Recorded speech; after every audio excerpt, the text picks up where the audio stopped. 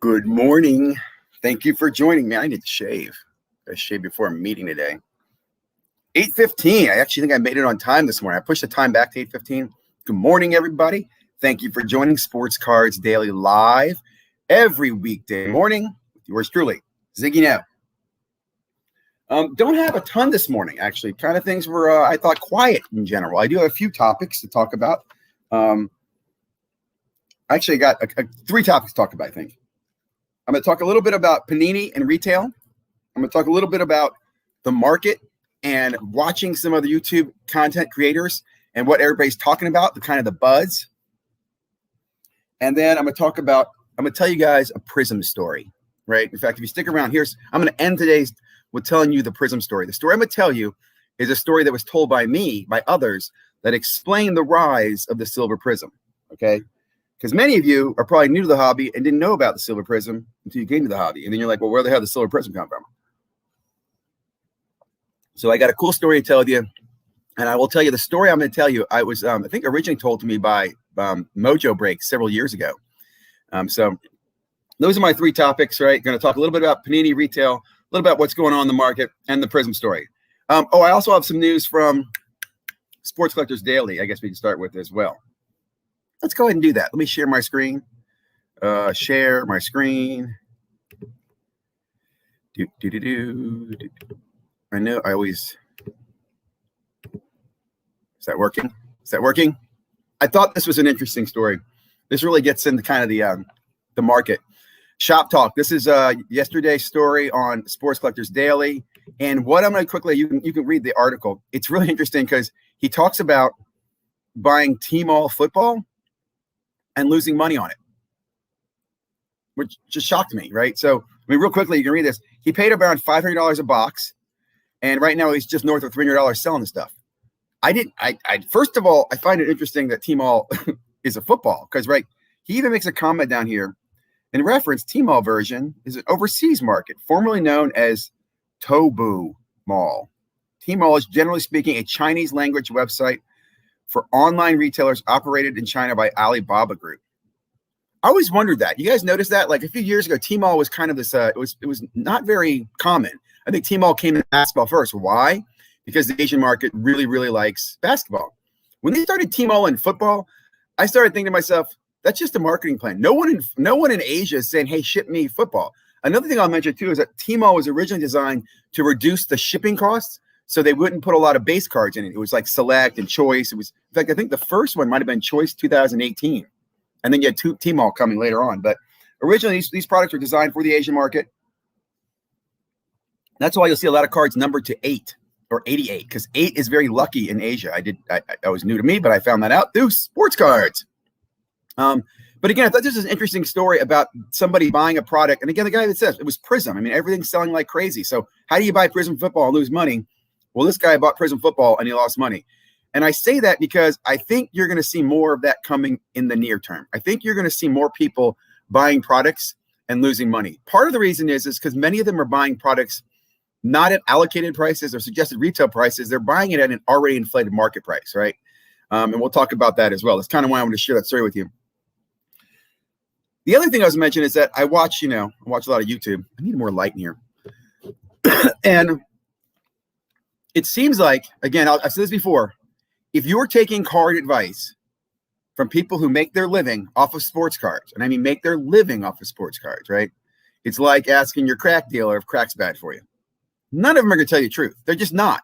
And I don't think they're lying to you. It's just that they themselves believe in something that they want you to believe in, right? Like if I believe in Santa Claus, I want you to believe in Santa Claus, okay? So as an example, I watched Sasha T yesterday, and I really love his channel. I love his content. And he had the, I think the owner of Burbank in there, and the guy was talking about a lot of different reasons on why the market's dipped. And I thought it was pretty interesting. And this is coming from a guy who's been in sports cards for years. He's not just, been here for the last few years like many people have. He said, and I thought this is interesting, that a lot of people's capital is tied up at PSA and grading companies. It's an interesting perspective. I can kind of see that. I don't know if that's the reason for the dip. I think it definitely adds to the dip, right? I think the biggest contributor to why the sports card market is dipping are 2 things. Number 1, supplies is hard to get, okay, in some ways. and demand is decreasing. And let me explain that. There are less people interested in the hobby than there were last year. That's just a fact. I know people are going to argue with me, oh, no, Ziggy, there's more. And I'm going to disagree. Last year, a lot of people were in the hobby. There are a lot of people who are watching the hobby this year, participate in it, but it's not their full-time thing. It's not where they put all their effort. For example, myself, I've definitely stopped spending as much money in the hobby this year as I have last year, right? Second thing you have is that prices have just gone way too high. And I'm talking about hobby prices. It used to be that Panini and Topps and Upper Deck had a suggested retail price for a hobby box. We all knew it was suggested. Many of us didn't get it. Some of us would, right? We even knew, if you're in the hobby, that there's an allocated price, right? So, for example, I'll break down Prism that I know. Prism's suggested retail price used to be around $120, and the allocated price, I think, was around $50 or $60 a box, and maybe even better back in the day. I'm going to say here we are in 2020. I'm going to still say the allocated prices might be around 120, and the suggested retail is probably, well, there isn't one anymore. Panini doesn't do suggested retail. Panini does Dutch auctions, and that is the problem. That is why retail is cost so much. In 2019 was Zion, and what was considered the hottest year in basketball with the Zion rookie class. A Prism box was $350 in the aftermarket after Panini sold it. $350. I remember that because my son got one in January of 2020. I think it was maybe $375, and that was a solid price, right? A year later, with Panini out, you can't get a Prism box for under $1,500. Think about that multiplier. Okay, think about that impact. That is the number one impact, in my opinion, what's cooling down this hobby. Prices are too high, and not as many people are as into this as they used to be. And what you're going to see, in my opinion, is only more of this. You're going to see prices continue to stay high because there are enough people feeding that, right? There are going to be enough people who are going to run out there. It's going to take time for us to really feel the pain. We're going to feel the pain when more people are sitting on those boxes they paid for $500 and trying to sell them for $300. That's when things will cool off. It's funny. I even posted on my channel a survey about, are you kind of silently cheering for a cool off, or do you really think the sports card market's going to come booming back? And I have to say, if you're a collector, you're probably cheering for it to cool off. I know I am. I really am. I want this to cool off. I want us to thin the herd. I want us to shake off some people. In fact, I look forward in the future. I really believe a year from now in the future, you're going to see less YouTube content that's all about flipping and making money and profiting, and you're going to go back to more of the stories and the hobby and what the hobby is. And that's a cool thing for me. I'd like to see that. Now, let me talk about the second thing. This is going to move into my second. And let me just conclude on this. I even saw, I think it was Card Talk, had a video out, and great group of guys, right? Their comment is, right now is a great time to buy in the dip. I'm curious to see if people are doing that. I wouldn't touch a damn thing right now. There's nothing I would buy right now, right? I'm still slowly liquidating and selling what I can and piecing what I want to. And I'm still looking at new items and new ways to acquire stuff, but just my perspective on this has changed. So just think about that. Talk to your friends. I mean, how many of you really, really, really honestly, I mean, again, just think of economics, man. It's supply and demand. Okay. Supply of Select is high. That's why the prices come down. Why is the supply of Select so high? Because they're overprinting it. Why are they overprinting it? Because they make money, right? It's basic economics. So yesterday, I saw a post that Beckett Media was going to have the VP of Panini on live for his interview. Now, I guess I wasn't wearing my glasses because I thought it was last night, and I posted and tweeted, hey, tonight, Panini VP is coming on Beckett Media. Sorry, guys. It's actually tonight, Wednesday. What is this? The 12th? I'll also make a quick note that Brad and Dustin are doing their off-center show tonight as well. I think they're at 9 o'clock. So if you're watching, I would say pick up Beckett Media at 8 and then switch over for some fun at 9 and check out those two guys. There's a lot of other content on Wednesday nights too, so I don't want to exclude anybody. If you have something coming out, like I said, let me know. Maybe I'm missing that. I didn't see that yesterday, but so tonight, I'm very, very interested. I do recommend. In fact, I hope a lot of people go and look and listen to this. DJ, I saw him on an interview with Go GTS. I think it was in August of last year, and he's just hysterical because he's so honest. He's an honest salesperson, and he's just about the money. He'll tell you that. Like, I expect he's going to address the retail tonight and say, look, there's no way we're ending the retail relationship with Walmart and Target. I think he might even talk about what options they're looking at or what things they're going to do. I also suspect he's going to talk about all the retail that they're coming out with, right? Because I will tell you, in my mind, I think there's a huge warehouse of Select and Prism and all these products. I mean, we're talking like Lost Ark warehouse size of just tons of boxes that they can't wait to get out and sell. In fact, Panini's already sold them, and it's Disney that's sitting on them that needs to get them out now and get them to us. So check that out tonight. I'm really excited. I love these lives. And I will say this too, be polite, be respectful. I mean, I've been thinking about the questions I'd ask, and I want to ask good questions, but I don't want to be a jerk, right? I mean, I know people think, oh, Ziggy, you're a jerk. Hey, I think I'm honest. Sometimes maybe a little too brutally honest. And I will admit sometimes in text and social media, it comes across as not friendly. And I don't mean to be not friendly. I mean to be honest. I mean to ask you questions and make you think. Let me transition before I get to my Prism story. Panini tonight. Check that out. Brad and Dustin at 9 o'clock. I know. I want to share with you a new content creator I found too. I don't want to tell the Prism story yet because I'm waiting a few minutes. I don't think Ziggy's a jerk. Thanks, Maiko. I will say, like, one thing I like to do, I love to call it hypocrisy. Maybe that makes me a jerk. There are so many hypocrites in the hobby. It's sad. My favorite hypocrite, without giving their name, are hypocrites who talk about only the positive and how it's all about the collector and the GOAT and help your friend out. At the same time, they'll charge you, overcharge you. They'll sell you a class. They'll find any way they can to get $1 out of you, right? I think that's so hypocritical, right? I mean, another good example of hypocrisy is I love breaking. I do.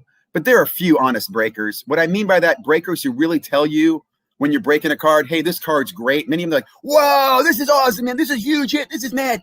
And half the shit they're talking about is not. And it bothers me. Some of the most honest breakers out there. There's a guy, Pete, Bargain Box Breaks. One of my favorite breakers. I mean, honestly, my favorite breaker. Probably my favorite breaker. And I don't mean that to the other breakers because there's lots of other breakers I really like too. Like I like Brian over at Big Breaks Basketball. I like Juan at International Breaks. Matt and Knuckle Breakers. I mean, just so many good breakers out there and so many friends of mine. And I'm probably forgetting a few, right? Hey, guys, good morning. Hello. Good morning, Costa Rica. Thanks for joining. Andy, hey, man, what's up? Butterflies and unicorns. But this breaker, Pete, will sit there and he's ripping the box. He'll tell you, this is crap. Panini screwed you, man. Panini did this is a terrible box. This is a terrible auto. Why'd they put this player in there? He is the best breaker just to watch. Now, I will say, as he's gotten bigger, he doesn't break as much. He's got some people to break for him. But I love Pete over at Bargain Box Breaks. If you've ever used him or know who I'm talking about, go maybe Google him. Some of his stuff's just literally hilarious. Some breakers literally just don't know the product. I absolutely agree. That's another thing that pisses me off, right? There's so many breakers who break product and they're sitting there going, well, who is this? What is this insert? What is it? And all I'm thinking to myself is, you make money off of ripping cards for people. You can't take the 5 minutes it is to go over to Cardboard Connection and seriously, scan the drop sheet about the product. It'll tell you the inserts, the checklist. It'll tell you everything you want to know right there at Cardboard Connection. So I absolutely agree. It is terrible when they don't know what they're talking about. And when they tell you, oh, this is a banger. This is a huge card. For another one I like Run Good Life because he'll tell you the honest truth too about boxes, right? Hey, this box was $500. We broke this. We only got $300 back. This box sucked. Oh, this box is $500. Oh, we broke this. We got $700. This box is good. Very, very honest. What I've noticed, I haven't looked at the Chronicles football yet, but a lot of the videos that I'm seeing out there are straight fire. This is loaded. Just like Select, man. And I'll just tell you, in my opinion, both have great rookie classes, but they're overprinted. I mean, Chronicles, for example, we all know is just loaded with rookies. I mean, it's rookie loaded. And if they shinied it, if Panini shinied it like they did football, then we're really into trouble. I mean, like they did to Select. So when I open Select, I am excited about it. There are some good cards, but my first thoughts are, man, you got to sell this stuff fast because there's just no way it's going to hold value. In fact, I think I'm going to give away a bunch of the I want to say I counted more shiny Prisms in a box of blaster box than there were base cards. Maybe Panini's strategy is to make base cards rare in Select. Good morning, PJ. Thanks for joining, guys. Thank you, everybody. Okay, let me tell you, if there's any questions or anything, please feel free to add those. The best breaker educates you about. Absolutely, Andy. Let me take another second. Breaking back in the day, okay, like we're talking 5+ years ago, was because prices were so high. So 4 or 5 friends would get together and say, hey, man, let's split a box. Well, how are we going to split it? Well, we'll split it by teams. And that's what they did, right? And then people started making it a business, right? And the real business came because you had 2 types of breakers. You had guys who'd go to a show or event or meet at their hobby store and they'd break a box together, or you had companies that were allocated product who could therefore break it at lower than retail price. I'll give you an example. The first breaker I ever used was Leighton Sports Cards. And that's because if I bought a hobby box cost more at retail than it did if I were to just buy in the breaks. At the time, Leighton's breaks were actually the cheapest breaks in the hobby. Now, this is back when there was Mojo breaks and I mean, there was a lot of breaks. In fact, this is back when breaker culture, one of the greatest things breaker culture did is they thinned out with reviews the bad breakers, right? This is when the Brandon Cooks of 99 era took place, right? If you're familiar with that story.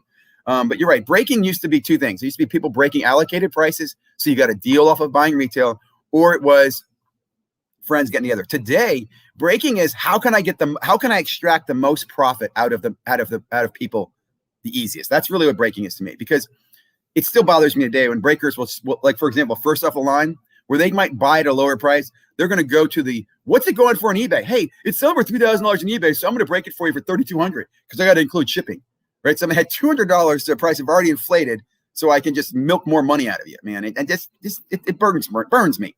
Now, I do know breakers have some challenges. Sometimes they have to pay more to get the product, blah, blah, blah. But it's just one of those areas where it drives me crazy. Urban Card Breaks is a great break channel. Like that. Hangout knows everyone. I like that too. In fact, another thing I love about breaking, I've said this before in the past, is that get to be familiar with one breaker in the breaking community you're in that you like. If you like one, like it. And then you can buy cards directly from the breaker and the breakies in the break. So for example, when a break takes place, I might post in the chat, hey man, I'll buy any of the base blank, blank, blank cards, or I'll buy any of the insert blank, blank, blank cards you get. And as you see them being pulled, you can make offers to the people who hit the cards and send them PayPal right away and have the breaker send the card to you. So you get cards that are packed fresh, aren't touched much, and you're easier to grade. So I do like breaking. Okay, I'm going to conclude with my Prism story. This is the 9th year of Prism. Did you know that? 9 years of Prism. Prism started in 2012. And again, if I'm taking a little information here from Wax Museum podcast. Apparently in 2011, Panini went to the NBA, or went to the NBA, with Topps and Upper Deck, and negotiated to get exclusive licensing because, again, they were coming out of, I guess, that shortened year with the combined rookie class. Basketball really wasn't doing very well. I mean, it was just surprising to think about. This is only 9 years ago, but it wasn't as popular. Basketball in the hobby definitely was not as popular. I think baseball ruled the day back then. So Panini was able to get the license, and they did some big things in the beginning in order to really get the hobby going, right? National Treasures, Flawless, really cool, rich patches and autographs and on cards of that. But they also had to address the lower market, right? They were very much focused on the high premier stuff, right? They were very good at the premier. But in the low end, they had to come up with some products, right? They bought the Hoops license, I believe, or had the Hoops license, and they were issuing Hoops. And then had to come with something that competed with the Topps Chrome product, because I think there was some overlap for a few years as well, if I'm not mistaken. But my point is, they introduced Prism. Versus people are trying to sell prospecting services. Yeah, I agree. Paying for advice is just, we'll talk about that in a second, trigger finger. So Panini introduces Prism in 2012. And if you ever want to have a fun time, do a Google search on YouTube for 2012 Prism breaks. And you'll see some of these breaks where they're just going through the product, and they're just going through the product, and they're ripping through it. They're throwing the cards around, because all they really cared about back then were autographs. I say this because after collectors came out of the junk wax era, we had little confidence in manufacturers on printing. We did. We just didn't trust them. I mean, I don't care if they made less. They made less because less people were buying. It wasn't because they made less because they felt good. Let me just stress that out. The sports card community, the manufacturers didn't correct print runs because they cared. These guys are businesses. They corrected because there wasn't demand. And one thing that became notorious back in the day was, in order for you to get a box of NT or a case of the NT, which is very, very highly sought after and desirable because it had these game-used jerseys, it had on-card autographs, right? Some really cool stuff. The distributors would force the buyers to buy the lower-end products. Hoops, Donruss, Prism. Prism in 2016 was a throwaway product, right? I mean, Mojo Breaks will tell you, they used to give the packs in Prism as skunk. When you were skunked in a break, they'd give you a pack of Prism, right? Think about that today. A pack of Prism 2011, 12, or 13 today, just a pack, would be worth more than probably the spot in the break, but they would give that away back then. And this is where the story gets interesting. So in 2016, okay, you have 2015, right? Weak rookie class. 2016, you got Ben Simmons. Now, Ben Simmons was pretty hyped in college, right? Because this is this Australian savant who went to LSU. I think he played there 1 year. I want to point out he didn't get his team to the NCAA tournament. He couldn't get LSU to the tournament, but he was the #1 pick in the draft. So Panini went to Ben and tried to sign him for licensing, and he didn't sign an autograph with him because Ben apparently thought that he's going to be the next LeBron or Michael Jordan, and he signed with Upper Deck. Now, that's just my assumption, but he did sign with Upper Deck because he didn't want to sign with Panini. I actually applaud him for that. I do, because F Panini. I'm just, anyway, I'm not kidding. I am upset at Panini. So he signs with Panini. He signs with Upper Deck on autographs, which kind of put Panini in a weird spot because now they still had license to the Players Association and they could still make his card, like they make LeBron's card. As long as you're an active player, they can make your card. But they couldn't do his autograph. And this became a challenge to what they were going to do in the hobby. So it was just a 50-year Prism. They came out with a 50-year anniversary set. And there's cards that are numbered to 5 that say 5th in the background, a nice little shadow. Really cool cards. I expect that next year in the 10 anniversary set. And since Ben Simmons in autographs, he had Silver Prisms. Now, Silver Prisms existed before then, but the Silver Prism became Ben Simmons' best Prism card. Just the best card you get in a Prism box would be a Simmons Silver because his autos weren't there, okay? And this is in retail as well. So people were chasing the Ben Simmons Silver card. That was what the chase card was. Now, I remember at the time, people thought this was hilarious because they're like, who the hell cares about a non-auto, non-relic card? That's just not the right card. And if you look back at this Upper Deck release, I think in Goodwin, they released a lot of Simmons autos, and I think those did very, very well. It really helped Upper Deck, helped Goodwin. People were chasing those cards, but there was this big debate whether, autograph relic or do you want a Prism Silver? Now, Blowout will tell you there was a conspiracy that went around, and all of a sudden, somebody started buying up silvers on eBay, right? Started buying up Silver Prisms and kind of started the first hype in the Silver Prism market. And it was just Silver Prisms and basketball. This was happening. No one was buying up football. No one was buying up baseball. Nothing else. It was just the foot basketball. And again, this is the reason, the logic was, hey, that's Ben Simmons' best Prism card. Now, the next thing that happened was these started getting graded. And again, grading does add a multiplier. Even back then, it added a big multiplier. And I believe Ben Simmons' Silver rookie card was the first non-auto, non-relic modern card to break the $1,000 mark, right? And that was a big deal. Like, I remember that like it was yesterday because I remember thinking to myself, how is this $1,000? Now, it had to be graded because it wasn't as simple as pulling it in a pack. You pull it in a pack, it was probably a couple $100, maybe $100, $200. And that started the race in the retail, right? People started chasing retail because you really were looking to pull a $100 bill out of a blaster box. Okay, this is 2016, right? Now, I say that Ben Simmons' decision to not sign with Panini saved Prism as a product.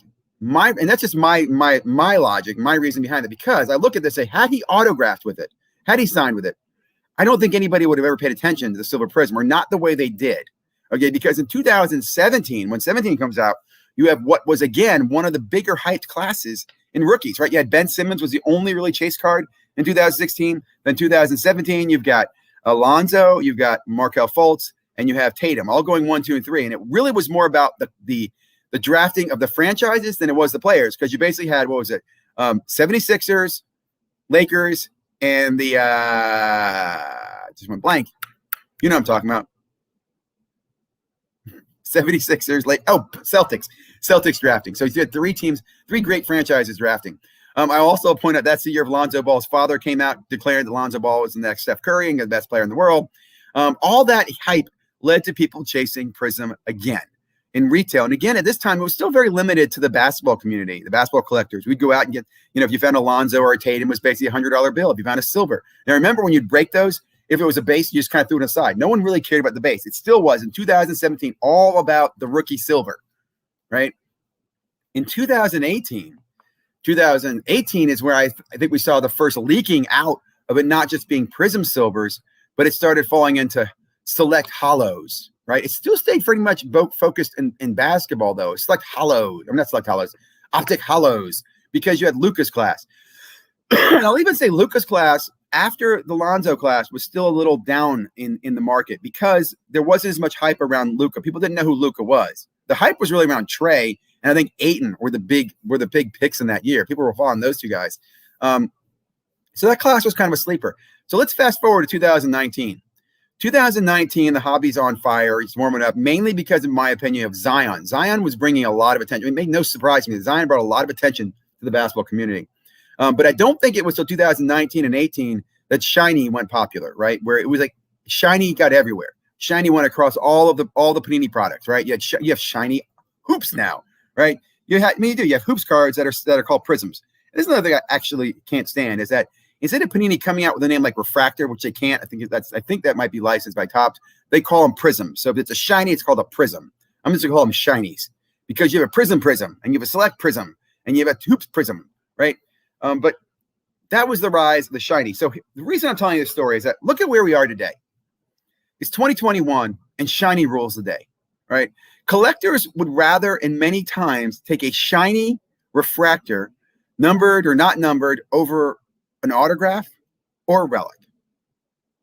Think about that. Think about that. Two things to think about. Reality-wise, right? Let's say the world goes to pot.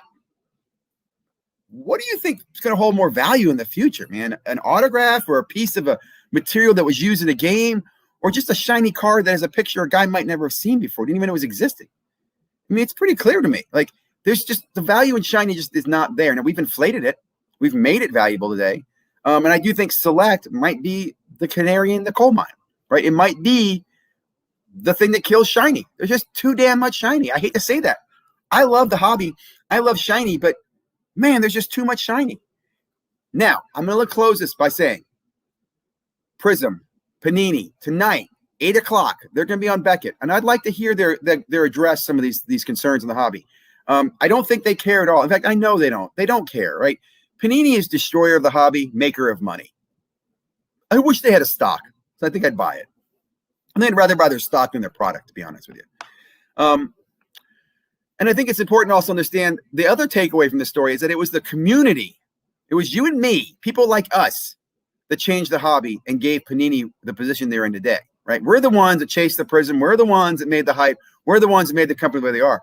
We're the ones that could take that away from them. And I think it will happen. I do think there will be a revolt in the future. Not like a crazy revolt, but I think what's going to happen is people are going to drop off, right? Those pure collectors / investors, those guys who are stuck with lots of cards are going to be here. And eventually we're going to realize that the problem is the exclusive licenses that Panini has. Now, I mentioned this yesterday in a post, and it says, well, Upper Deck's just as bad. I disagree. Upper Deck and Topps, I feel like they're like, if Panini's a crack dealer, I feel like they're pot dealers. Like, they'll get high with you, and they're not trying to kill you, but they're definitely bad, okay? I mean, in what they're doing, in the sense that and I also think they've been cornered, right? Where Topps and Upper Deck are trying to survive. They're trying to be businesses themselves. So they have to do things in the market. They had to create shinies. They had to, raise prices of that just to compete with Panini. Panini loves their sticker artists. Absolutely love their sticker artists. And here's a funny thing on that, Maiko. The COVID has just given them every reason they need in the world to just stick it to us. Because now they're just telling you, well, I couldn't get to the athletes, so I'm using redemptions. And these redemptions over and over and over. And I won't even go into this, but I have redemptions that are still outstanding from 2016. Okay, that I can't even get any response from Panini on. The most disturbing one is that I have a glass, which is a non-auto, non-relic, glass only rookie card of Christian McCaffrey from 2017 that's not been redeemed. I don't know why they haven't done that. In my opinion, that means one of three things have happened. They either broke it and don't have it, and they can't make new ones, which in that case, they should just give me something else. Number two, they have it, they don't like me, and they're just laughing, which I really think that's the case. I don't think Panini likes me. They know who I am, and like, F him. We're not going to give it to Ziggy. Screw him. Number three, I can't think of a third one. There's only two reasons I think they could do, right? They lost it, broke it, and just haven't figured out how to replace it, or they just don't like me. That's it. That's the only things I can think of. Okay, we're at about 30 minutes, guys. I hope this was helpful. Hope this is useful. A little talk. Again, I will be back tomorrow. Let me just share with you a contest. Oh, I want to share this contest. Found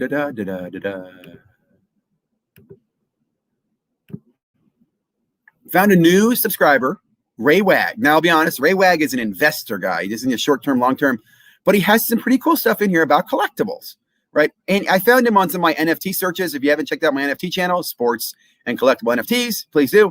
But he has this video up right now, which is Topps MLB baseball NFT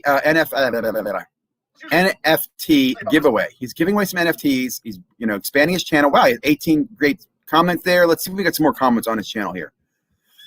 Anyway, he's doing a free contest. He's giving away, I think, a pack of the Topps NFTs. He's giving away some other NFTs. I liked his content, liked his channel, so I do recommend checking him out. Get over there, Tell them Ziggy sent you. And then again, get in that contest. Only 18 people, and actually there's less than 18 because some of these comments are his. So there's 1, 2, 3, 4, 5, 6. Like, your odds are great. Get in this contest, man. Also, if you do, give him a subscribe. At the minimum, give him a thumbs up. Just give him a thumbs up. Let's help each other out in the community. Let's really help each other out in the community. Let's not say let's help each other out in the community and then rape each other on price. Oh, I'm so disgusted by people. Okay, guys. Oh, wow. I'm going to stop my share. Have a great day. Thank you again. We're back tomorrow, 8:15. Sports Cards Daily. And tomorrow we're going to do our 2 contest winners. Pull some contest winners. And I got to pick up some other, find some ways to do some more contest winners. So think about that. Let me know. Super excited. Man, I got so much stuff to do. And my 1-year anniversary is on Sunday. So I haven't really planned very well for that. Thanks, guys. Have a great day.